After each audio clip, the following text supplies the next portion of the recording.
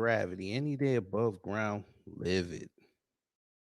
Hope everybody's doing well and just testing something out here. So hopefully you guys will give me some feedback in the poll that I put up, and let's get it started. So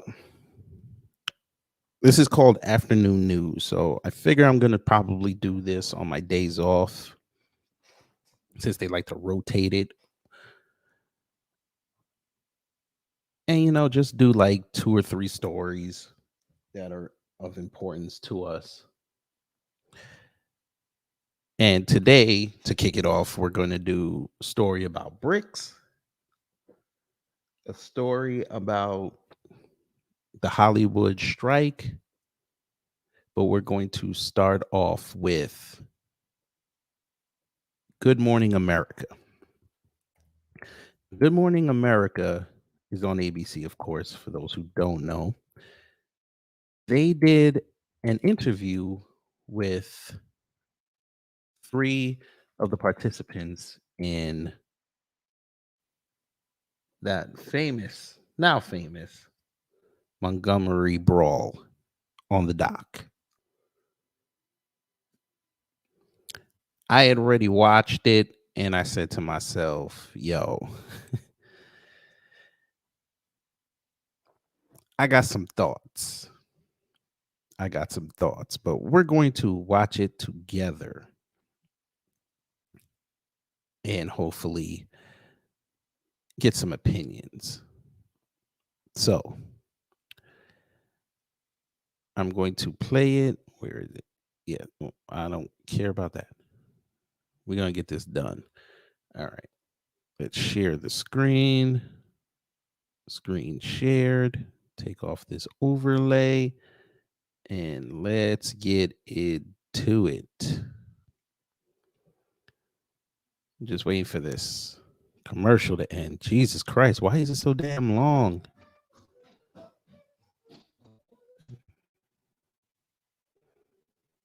Okay, come on, let's go. There you go. In an Alabama dock last month. It was all caught on camera. And Rob, you spoke with a deckhand who was at the center of it right there and some of his coworkers. Yeah, because so many saw and remember the video capturing that group of boaters attacking an Alabama ferry boat crewman, Damian Pickett, which led to chaos on the riverfront dock. Well, this morning, for the first time, Damian and two coworkers who came to his defense are telling their stories. I didn't expect this to happen at work today. I was expecting another. Shout out to my boy Aaron in the middle. This morning, the men at the center of that violent and viral Alabama boat dock brawl speaking for the first time. Oh my God! I was in the shop, just straight shop. The lead deckhand, Damian Pickett, seen here in his white uniform, telling us how the altercation last month in Montgomery first began. So you're on the boat, you're trying to dock. Just tell us what was going on.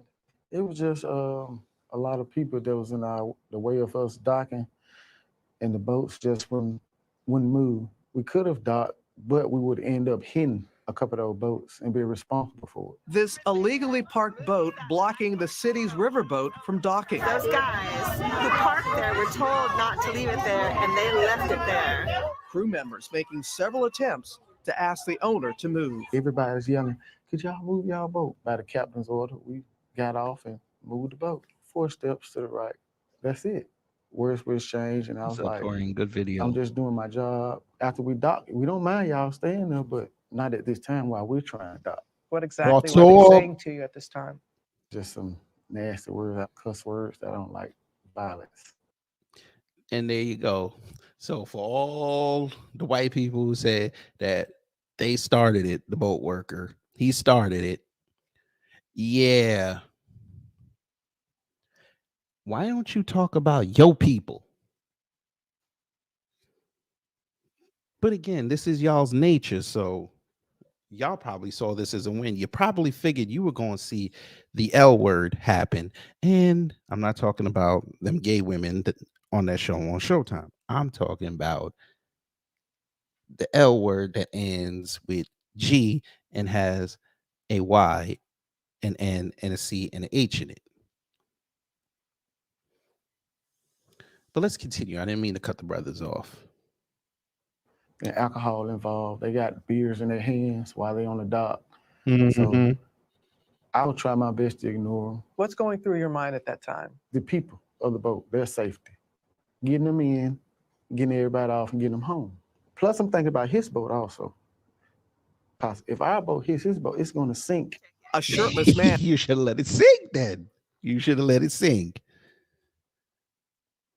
But I get it. You didn't want to bring the lawsuit to your company. I get it.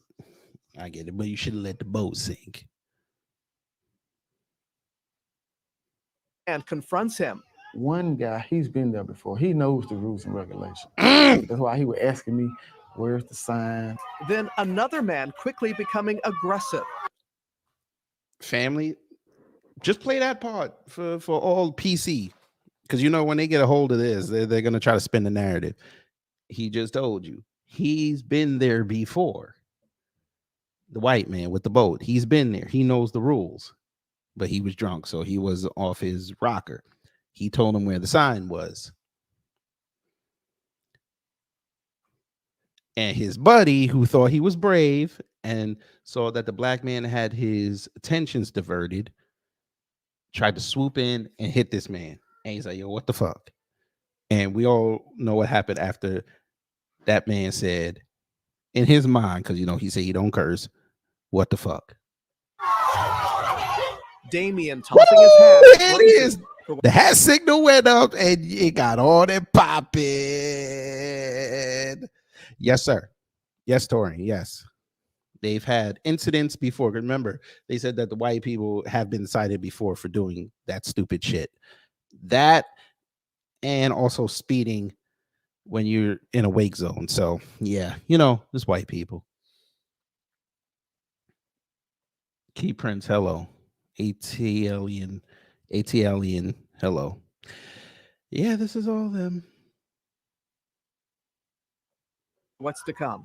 Get some. Put his hand on me. I'm like, get after it. If it's my job, but I'm still defending myself at the same time. So when he touched me, I'm like, it's on. It's on. It is. There it is. We're going to play that again. Tossing his hat, bracing for what's to come. This man just put his hand on me. I'm like, if it's my job, but I'm still defending myself at the same time. So when he touched me, I'm like, it's on. It's on. In just it's on. Several people outnumbering Damien. One woman seen kicking him while he's down. Oh, hey, PC. Hey, Clear Dashians. I thought y'all said that it was wrong for them to hit that woman right there. She didn't do nothing. Them white women's didn't do nothing. Them, you know, them Prissa Anns and all them said they ain't do nothing, and you just gonna hit them with chairs and punch them in the face. You want to explain to us why, you know, Prissa Ann decided to jump in? It's on. Tell us why Prissa Ann jumped in. Several people outnumbering Damien. One woman seen kicking him while he's down. Why did Prissa Ann jump in? She had no business being up in there.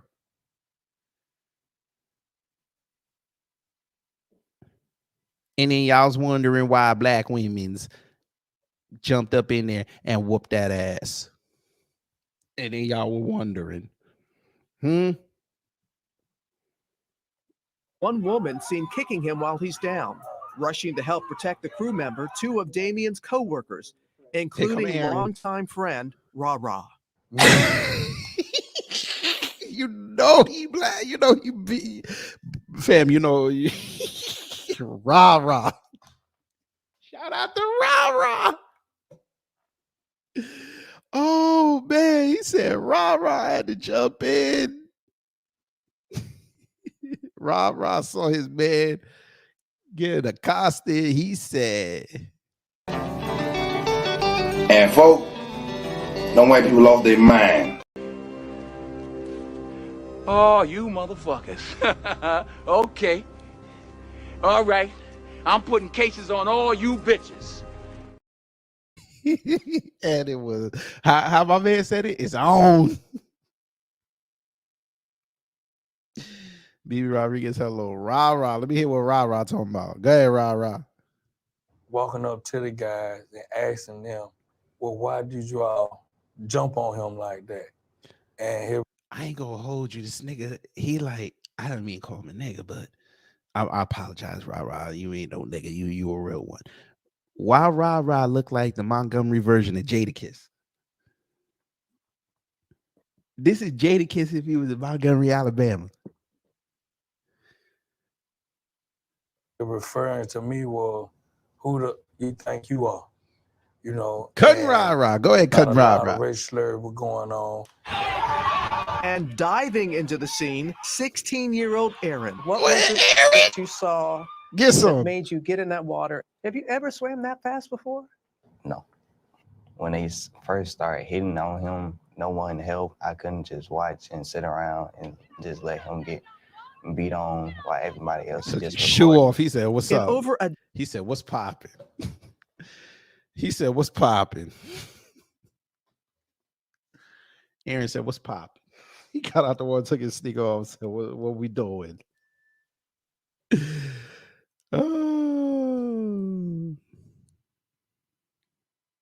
Oh no. You know, PC looked at that video like 857,000 times and said, What the hell? What the hell? What the? they saw that boy coming. They saw the next generation of fighters coming, and they said, shit.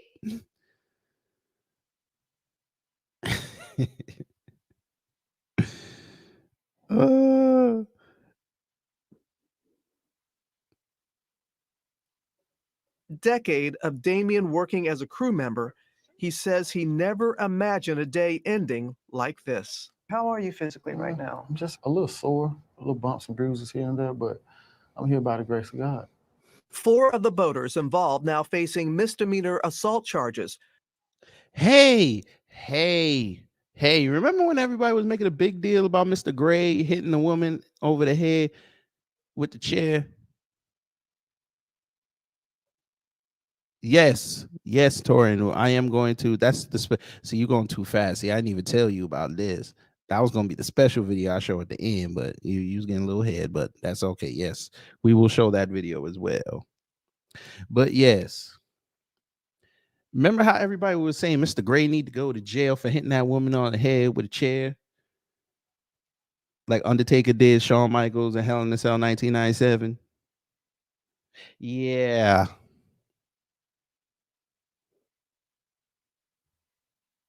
Look who got arrested. The Kardashians.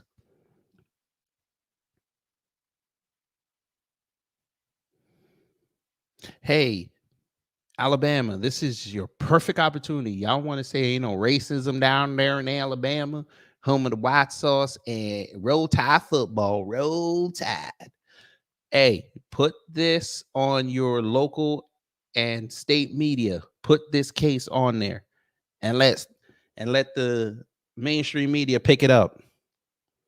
We want to hear everything. We want to hear every lie they're gonna tell. You know they're gonna say that it was the black people's fault. They don't know who they was fucking with. Go ahead. Please do it. Nah, it's cool, Torian. I appreciate it. Because I know you got a video lined up for that. I know, but yeah, no, we're gonna play that. But yeah, let's go. Misdemeanor assault charges should be felonies because they jumped. Hey, Alabama, why you not charging them as a gang? Georgia did it with the Soldiers of Christ. Why y'all not charging them as a gang? They all jumped on one man. That was gang activity. Ooh, we're gonna look up Alabama's gang activity laws. Let me let the video play. When asked about the incident, the defendants telling ABC News they had no comment. I was still trying to get that boat in while the fight was still going on. I'm still telling the captain, we got to get these folks here safely to this dock. When that ferry finally docked, some passengers joining in on the fight, a man seen swinging a chair, now charged with disorderly conduct. Police confirming these videos are part of their investigation. I went to work, not to be in a fight or get jumped on. It's a cause and effect to every situation. before y'all start recording and joking and laughing, how about think and help people? He could have got injured worse. You don't know what could have happened that day. And according to our affiliate there in Montgomery, Alabama, I could tell that Aaron don't like World Star. I could tell he don't like seeing the videos of us being accosted online and motherfuckers sitting there laughing and just recording. I know. See, his parents brought him up well, and I said parents because his mother and father are present in his house. Larry Elder, you bitch. Yes, his mother and father are present in his life. You bitch. Since you always want to talk about black fatherlessness. I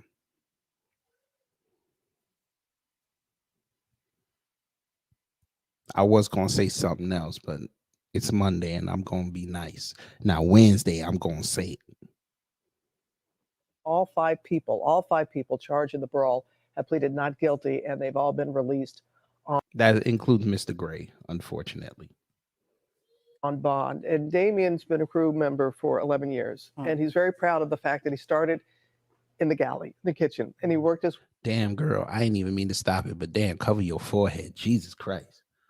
way up. And he kept saying over and over again in the interview, I was just doing my job. I was just doing my job. And even when he was pinned down by authorities, he was like, we got to get people off the boat. He was so concerned about people that were there on the boat. And they are a family, those crew members. Yeah. They, they say they go bowling together. They just spend time together. When they saw what was happening, they immediately jumped in to help. Everybody needs a friend like 16-year-old Aaron. Who, Oh my the goodness. internet called him Aquaman. Yeah. But he just dove right in, right there to help. Yeah. Great combination of toughness and composure. Yeah, exactly. And they were so soft spoken. What the hell was that shot? Soft spoken. What did you want him to rah-rah? Like all three of those black men did not go in there and rah-rah. It wasn't on 10. And I'm guessing that this interview was like maybe a week after it happened, a week or two. But did you expect them to go in there rah-rah and say, yeah, we beat them white boys' asses? It didn't make sense. Why? Come on. See, there you go with the media again. Always got to take an extra shot before they get out. What's the charge of drinking and boating? We're gonna look that up because while that was playing, I did look up their street gang laws, which they actually just changed a week ago. But the one that they had on there since December of last year, it says you're only labeled a street gang if you have any combination, confederation, alliance, network, conspiracy, understanding, or other similar arrangement in law or in fact of three or more persons that, though its membership or through the agency of any member, engages in a course or pattern of criminal activity. Now, again, they said that they were cited before for not moving their boats. So I don't know. I would have charged them as a gang. That would have just been me. But, it's Alabama. Let's see. Boating rules and regulations. Oh, here we go. We'll use this one. Boat Smart Knowledge Base. Let's see. Boating and alcohol. In Alabama, it is illegal to operate or be in physical control of any boat or manipulate any water skis, aquaplane, or not aquamain, or any other marine transportation device on the waters of the state while under the influence of alcohol or controlled substances or drugs. Now, we know they don't really follow that law. We know that. She said Robin Harris. Robin Harris is dearly departed ATLian. You mean Robin Roberts? Yes, he did keep Prince. Yes, he did. He body slammed one of them, and he was working one of them white girls. He was working them. Yes, America is not racist. Tim Scott said that. So did Kamami. It's not racist. Yeah. So you're not supposed to be drinking. You can't do a DUI or DWI in a boat in Alabama, but they don't give a damn.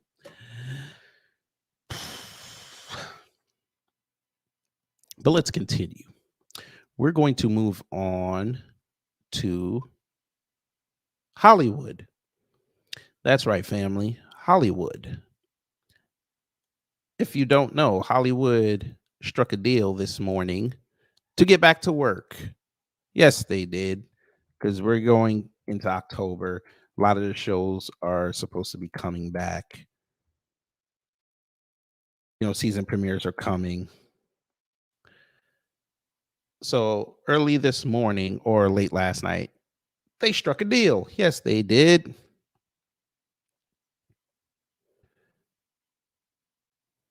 Yes, they did. Hollywood writers reached a tentative deal to end strike. What happens next? The Writers Guild of America reached a tentative deal with the major film and TV studios on Sunday, effectively ending a strike that had lasted 146 days. Though details of the agreement remain scant, the negotiating committee for the Writers Union lauded the tentative contract as exceptional, promising, quote, meaningful gains and protections for writers in every sector of the membership. I wonder. The tentative agreement was confirmed by the Alliance of Motion Picture and Television Producers, or AMPTP, the group negotiating on behalf of the studios. Disney, one of the studios represented by AMPTP, is the parent company of ABC News, but we already know that. Despite the major breakthrough, key hurdles stand in the way of a return to normal business for Hollywood. The tentative deal must gain a series of union approvals before it takes effect, and an ongoing actor strike could keep Hollywood at a standstill for weeks or even months. Yes, that's right. There's an actor strike as well.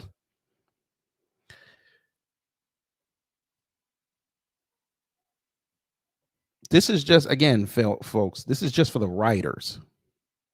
This is just for behind the scenes. Sorry. This is just for,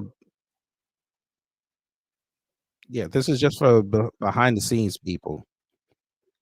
This is not for the quote unquote people in front of the camera.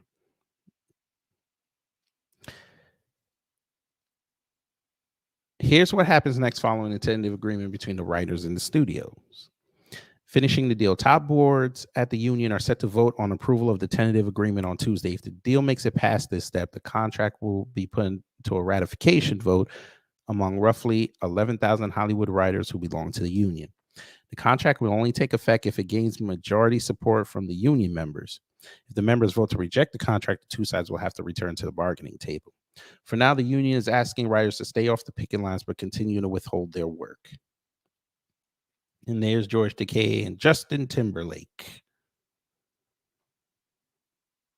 I don't know who this chick is. If the senior boards approve the tentative agreement on Tuesday, they may also enact a resolution that allows union members to go back to work as the process for a ratification vote unfolds, the negotiating committee said on Sunday. This would allow writers to return to work during the ratification vote, but would not affect the membership's right to make a final determination on contract approval, the negotiating committee said. In turn, late-night TV shows and other talk shows could return to air within days, even before the writers vote to finalize the deal struck on Sunday. The actor strike. The majority of output from Hollywood is made up of TV shows and movies that require actors. Since July, a union representing roughly 160,000 actors has been out on strike as they seek a new contract of their own, bringing Tinseltown to a halt. The end of the writer strike could hasten a resolution for the actors, since both sets of workers share similar issues of concern over artificial intelligence and residual payments. But the two professions also hold different demands in some key areas. The actors, for instance, have faced strong opposition from the studios over a demand that they receive 2% of the total revenue generated by streaming shows. I don't think that's unfair. In the meantime, a prolonged work stoppage among the actors could delay the return to work for writers. In a message to union members announcing the agreement on Sunday, the WGA encouraged writers to join actors on their picket lines. BB Rodriguez asked, wonder if protections are retroactive? No. This is only going forward.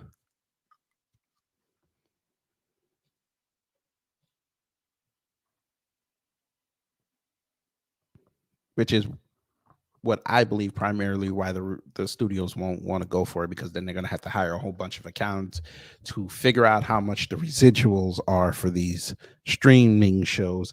And that's going to amount to billions of dollars that they're not going to want to pay out. And that's the end of the article. So there you go. And again, the writer strike is still ongoing, but we don't care about that, really. We move on now to, a subject that I've talked about a lot. Black Light Revelations has talked about. But for some reason, the US government is ignoring it. And I don't know why. But I know why. Because, again, this subject started with the current president and his boy, who was president at the time. And if the US government, acknowledged that this exists and it could be a threat, yeah, they are not looking so well. So we're going to start here. BRICS: Brazil, Russia, India, China, South Africa. About a month ago, they ended their summit. They introduced 6 new members, 3 of them petrol states.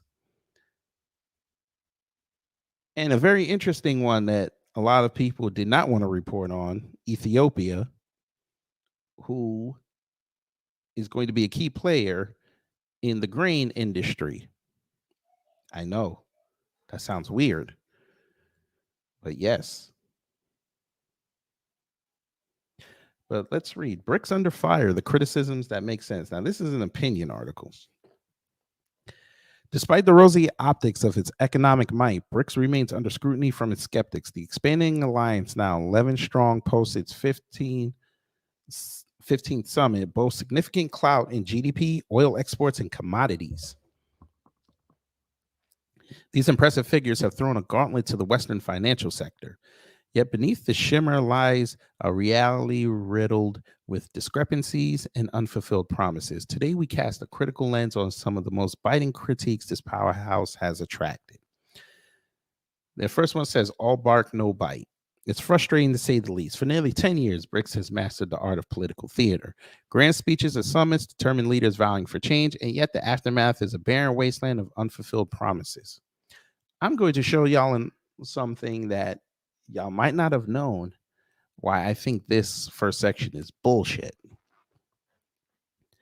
It's an age-old song and dance. Like a mirage in the desert, we're shown a vision of progress that evaporates upon closer inspection. These leaders, most from developing nations, regale us with tales of change, but the ground reality stays stubbornly static.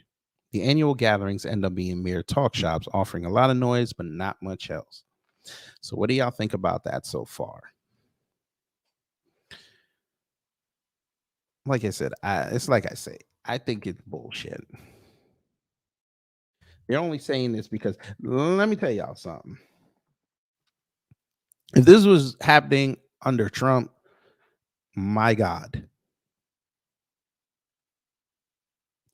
they would be reporting on it all day.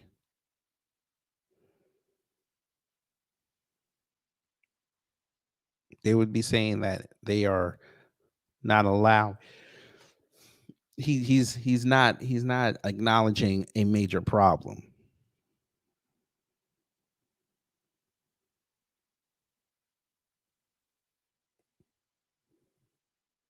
And would be running around saying that, of course, he's downplaying things like he usually does.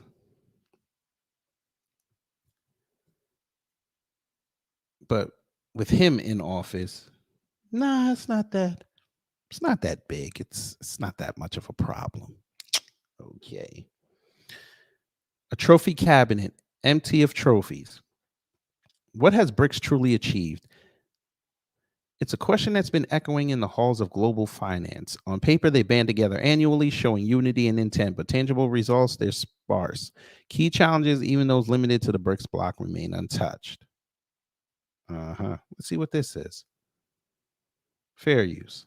And it's music. So, yeah. Never mind. Fuck them. The summits lauded by attendees largely end up being redundant gabfests. A coalition of such magnitude ought to have groundbreaking feats to showcase. Alas, the resume is threadbare. Okay. See, this is Western propaganda. You have to show your work all the time. We have a saying down here on the Black grassroots level in Black society: real gangsters move in silence. I'll say that again. Real gangsters move in silence.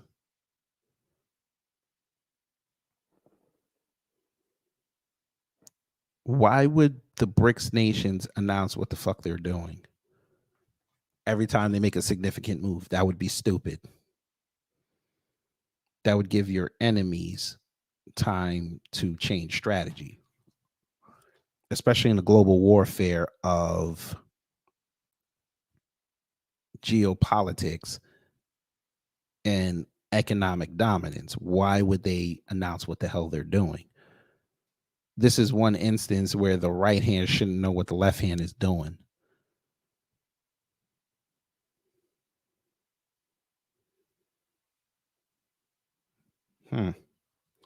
But all right.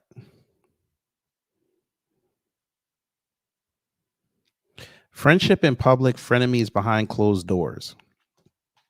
Sun shines on the BRICS summit where leaders play nice and show unity.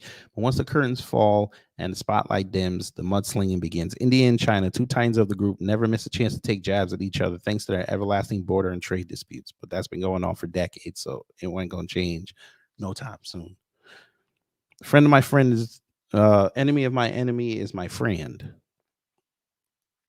On one hand, China and Russia are itching for global dominance. Meanwhile, India, South Africa, and Brazil are treading more cautiously, aiming for a balanced stance. It's a motley crew with discordant visions, often resorting to brute force or co-silences to resolve disputes.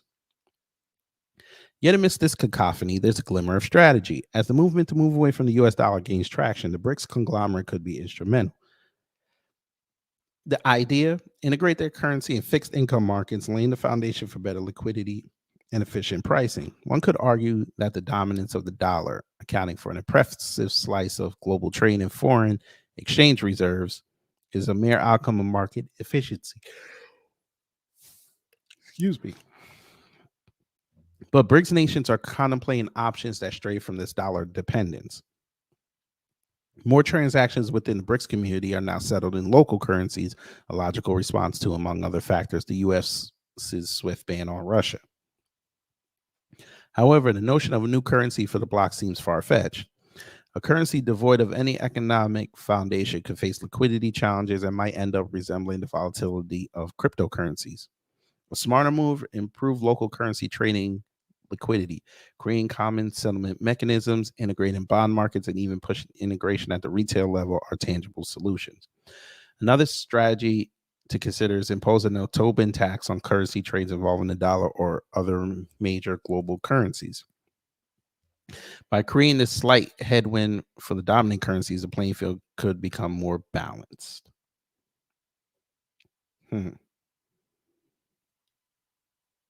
Okay. I mean, they have been trading with each other in their local currencies. So there's that. And shout out to Lisa Cabrera for reporting on BRICS nations dumping $189 billion of U.S. currency on the market.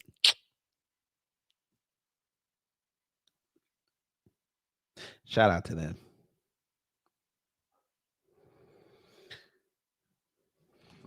Let's see what Guyana is up to today. Let's see. Now, I was also, as I looked this up, I also was talking about Ethiopia and Sudan. They're very it's very instrumental in this global power shift. They're very instrumental. I know, two African nations, global power shift. What do you mean? Well, bam, here we go. Because now NATO is indirectly involved. And I just want you to hear the reason why. Fair use. Not a single gram of grain has been shipped to Sudan from Ukraine. That's according to Hungarian Foreign Minister Peter Szijjártó. That's despite Budapest donating more than €3 million last year to help alleviate the humanitarian crisis in Sudan. When the initiative dubbed Grain from Ukraine was launched at the end of last year, Hungary donated €3.5 million to export 10,000 tons of grain to Sudan. But despite the Hungarian taxpayers providing financing last year, not just a single ton, but a single gram of grain has not been shipped to Sudan from Ukraine as part of the Grain from Ukraine program. The foreign minister claims the cause of the problems is a Ukrainian permit delay, even though Hungary's funds for the grain have already been paid. He says when the permit is issued, Kiev's grain can leave for Sudan, and he also stressed that it should be sent to countries most in need to help those starving in Africa, not to Central Europe. Legal expert and independent analyst Wilcar Diaz says Ukraine is solely responsible for the grain being delayed. If you look when the Ukraine government and the Russian government signed the agreement with the grain deal, the most part of that project, it's the final destiny is to poor countries. The poor countries we have around the world, in particular to the African countries. But after 3 months, we see the different movement. The most part of that green deals, the products of that grains and etc. going to some countries in the Europe in particular. So the poor countries didn't receive that product. I believe the most responsible is the Ukraine government. Maybe the Ukraine government with the partners. Ukraine is not the only country are sending the products for the African countries.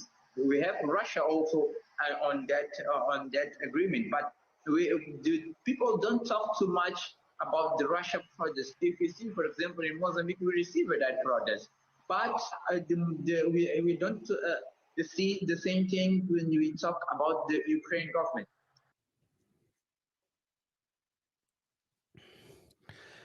So the country that him keeps giving money to to fight his little BS war with Putin in them, they're not showing that they're the victims. They're the victim and the oppressor. And I say victim very loosely. They understand their region has all the grain and the most capabilities to send out that grain, but they're not going to do it over some permits. Sudan did everything right, stopped their coup, trying to rebuild their nation, and you had a deal in place and you're not honoring it. Of course, but that's white supremacy for you. And then we go to Ethiopia, who everybody said was a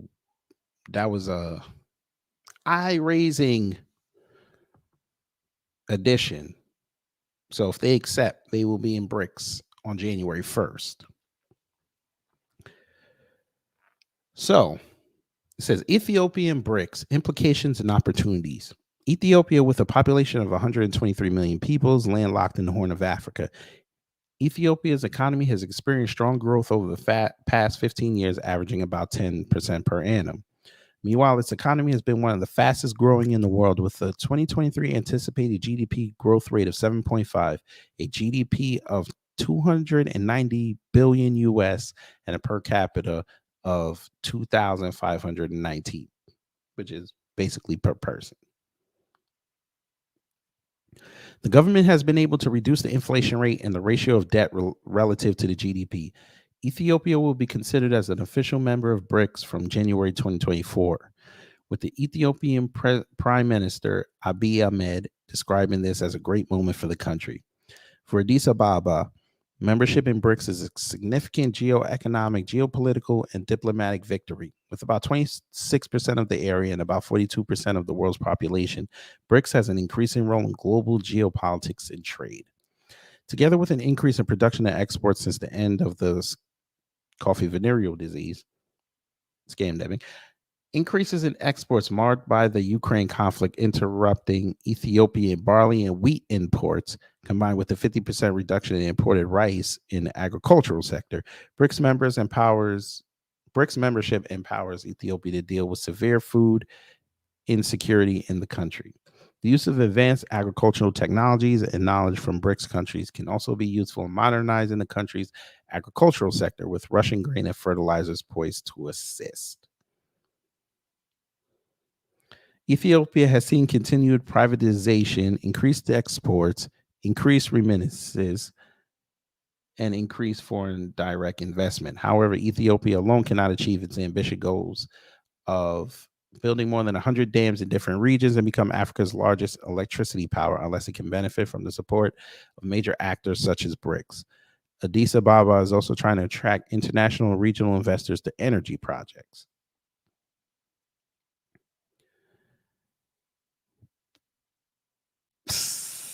According to the approach of the BRICS New Development Bank, or the NDB, Ethiopia's future participation will lead to the bank's financial and technical assistance and the granting of soft loans without the more stringent conditions typically imposed by the IMF or the International Monetary Fund. Yeah, let's go. Leave me alone. So basically, they're saying that Ethiopia, once they become a member, they're going to be able to develop a lot faster than they have been. Hopefully raise their GDP and have fun with that. So yeah, but they say that BRICS is not important. Oh,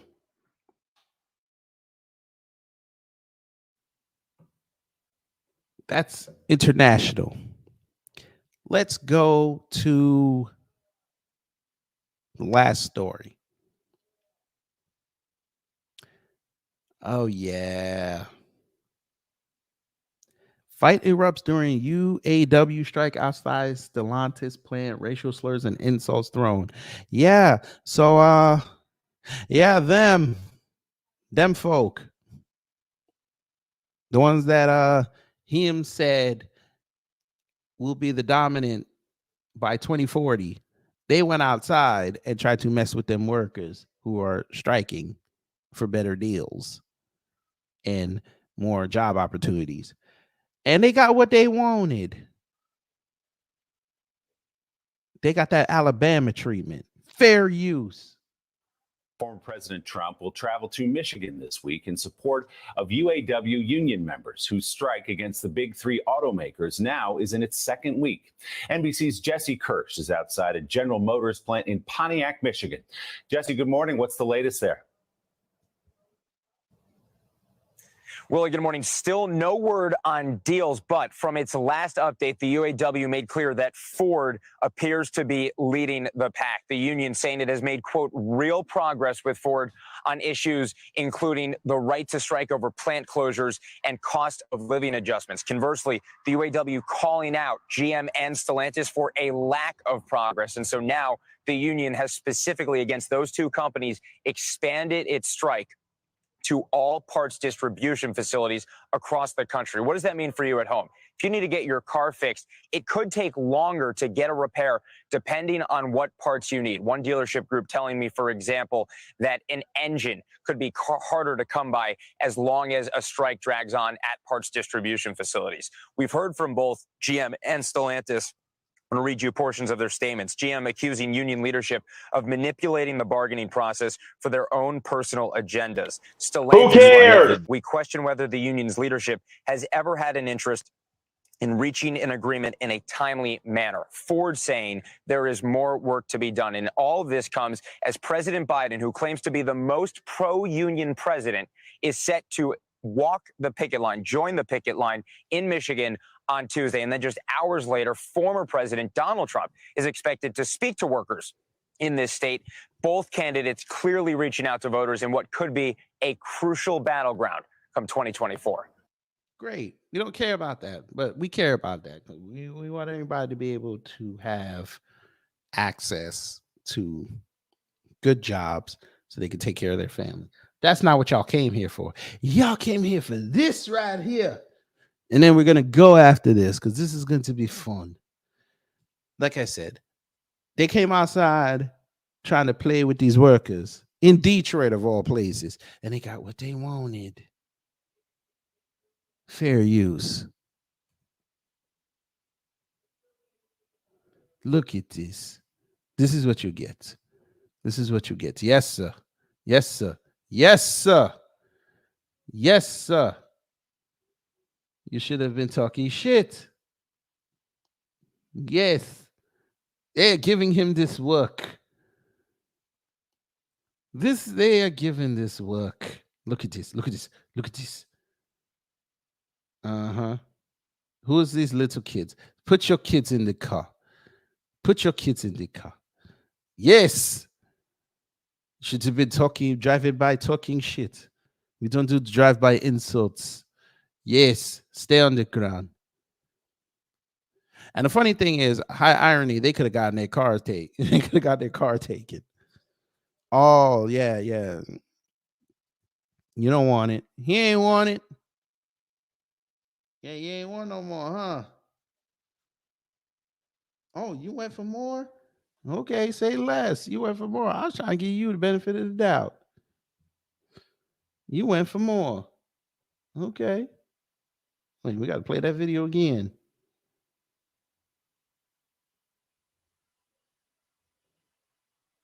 You went for more. Okay. See, there you got dropped and you still talking. All right. All right, now they telling you to get outside. She telling you to leave him alone. He trying to save your life. And you're going to go out there. Look, he's still talking. Bruh, come on. You know you saw that. Come on. You get in the car. Look. He still want to square up. Look at this. Now you telling me, yo, do something. Bruh, don't get jumped in front of your car. Yeah, get in the car. Yo, wait a minute. You in front of auto workers, family. He in front of auto workers and you have no bumper. This is an L. This is an L.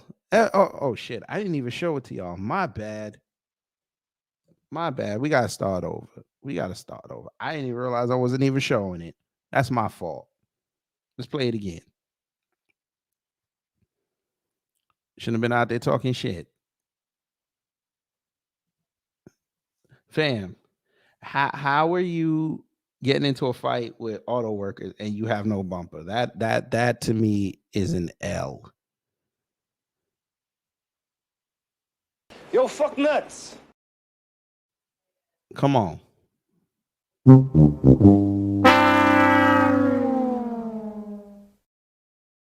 That's an L.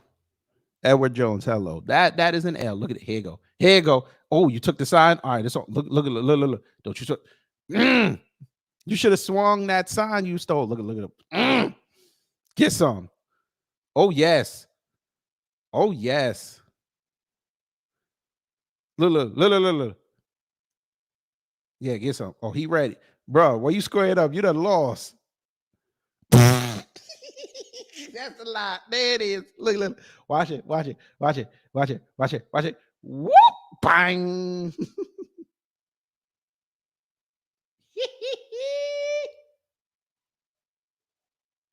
Get some. And see, black folks show restraint. They could have kicked your ass while you was on the ground. They let you live. Tater man, hello. They could have let you live. They could have ended your life right there. They said, nah. We ain't here for you. And you got this white boy right here trying to save your life. This chick trying to tell you to just go home. She going back inside because she don't want no smoke. Now watch this white boy. Look at the white boy. Bang, bro. You saw that tripod and you just knocked it down. You didn't even go around it. Again, you try to look. He's still trying to fight. You trying to fight with no bumper. What are we doing here? Yeah, get in the car. Unlock the car. Look. How you unlock the car and get in the car? Who's the see, there you go.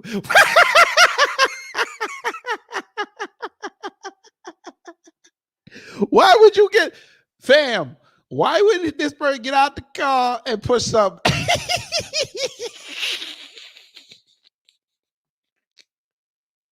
We gotta keep playing. This is hilarious. Look at this. Watch this. Watch this. Watch this. Watch this. Watch this. He pushed that. So we went from a white folding chair to a picket sign. Yes, sir. Get in the car and go home and get your bumper fixed. One more time. This is the funniest thing I've ever seen. Look at this. Look at this.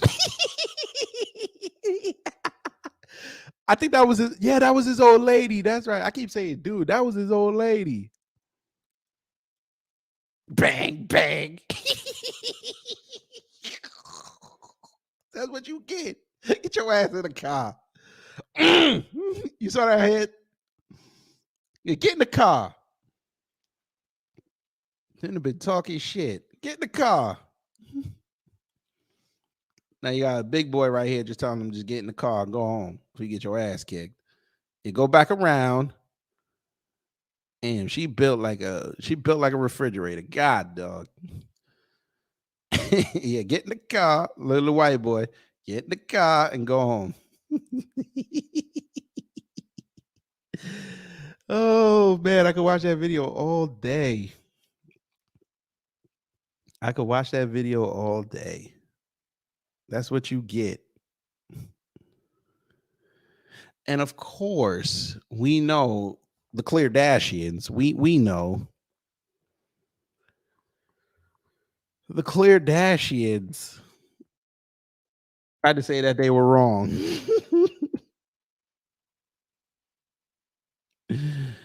Oh boy.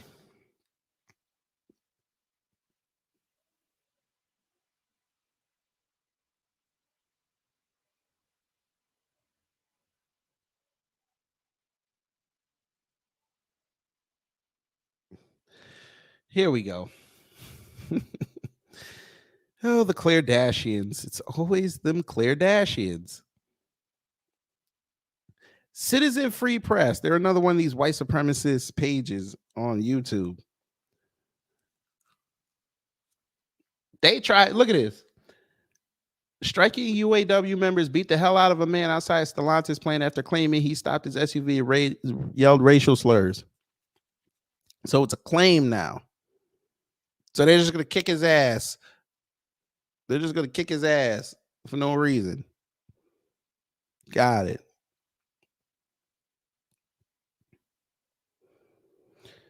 The guy getting beat up is black and holding son. You sure about this narrative? He's not black. He was Latino. Decline back to the days of union thuggery. One of the harshest rebukes I ever received from my dad, who was a union leader, was when I told him I thought unions were communists in disguise and I was old enough to know better. Sure. By the way, let's see.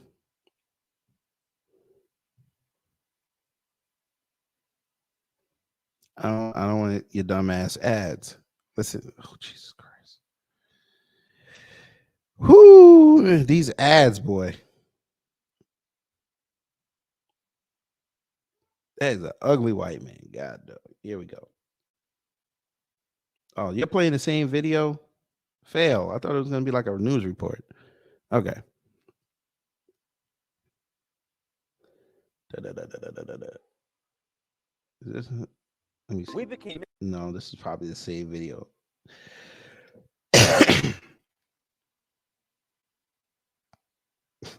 So your ass, so your wife came out and helped get your ass kicked some more. Here you go. It's kind of fiery emotion during this week-long protest, and I can see people are still behind you. I have no idea what this guy was thinking earlier when he rolled up here. Damn Several dozen protesters. He had a lady friend in the car, several kids in the back, all of them yelling racial slurs, the B word to the UAW workers behind me here. And then he actually got out of his car, gestured like maybe he had a weapon. And that's when those workers joined in solidarity to find out what was going on. Yeah, she was.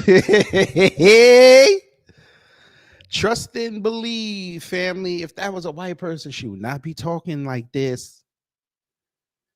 She'd be splaining. So that already tells you that person was not white.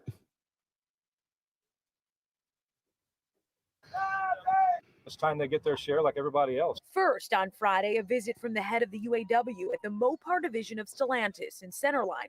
Then, another visitor. Yelling racial slurs, calling people the B word and the N word. He started throwing stuff at people. He started throwing objects at people and then reached behind his back like he had something.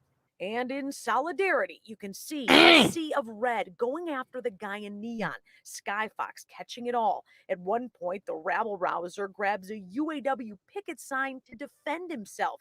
Clearly doesn't work. Punches are thrown on both sides. Then a backwards trip from the guy in neon. Maybe a moment of clarity, realizing he's way outnumbered. And we got him on his way. Almost You got him on his before way. lady friend chucked food at the picketers.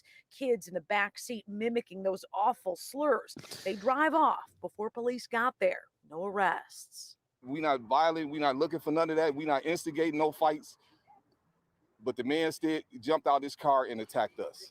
A couple middle Facts. fingers later in the day too. But Troy Rollins says 99.9% is this. Bringing us food, they dropping off water. We got the businesses and stuff in support of us, letting us use their parking. We just saw one of those deliveries, a big box of Better Made chips. For the most part, people are very kind out here. Lots of support with honking. Now, Centerline Police, they checked in on us and the picketers just a little while ago. They are beefing up patrols. That has really been standard in the jurisdictions where there are picketers. Reporting live in Centerline, Jessica Dupnack, Fox 2 News. Leave people the fuck alone. I done told y'all, man, them Kardashians and the white adjacent, they do not want us to just be cool. They always want to fuck with us. Haven't y'all not understood this? Kardashians and Kardashian adjacent. Leave us alone. Let us do our own thing. Ron, hello. The guy was Hispanic, and if the people protesting weren't black, he never would have did that. Exactly.